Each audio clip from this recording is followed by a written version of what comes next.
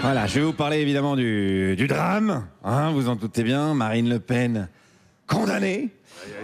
Ah, oh non, c'est moche. C'est moche. Non, pas ça ici. Oh là là, non, non. Ah non. Marine Le Pen outragée.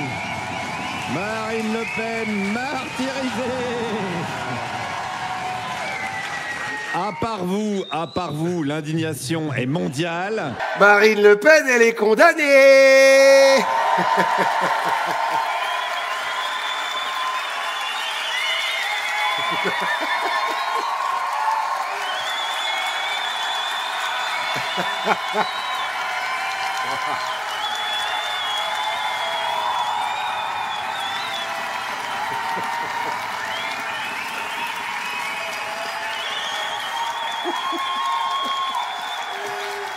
Waouh!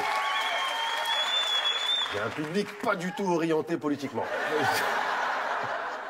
J'étais comme vous, moi, quand j'ai appris le verdict, j'étais heureux comme un vendeur de bracelets électroniques.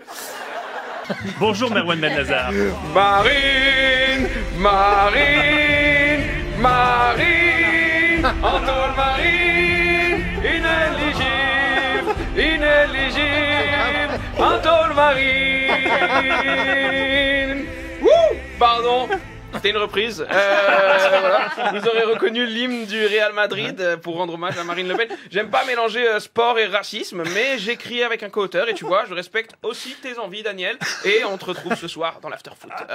Résumé de ce début 2025 ensemble, les amis. Juste pépite. Marine Le Pen condamnée à l'inéligibilité. Sarkozy quasi en tôle. Hanouna déprogrammé. Jean-Marie Le Pen, enfin t'as capté, inéligible quoi. Mais qui a fait rappel. Et tous les fachos tombent les uns après les autres. Ouais les gars, c'est incroyable, c'est la meilleure semaine de ma vie, presque toute l'extrême droite condamnée par la justice. On dirait un son de Kerry James. Marine incarcérée, Zemmour incarcéré. Sheikh Life, Sheikh Life.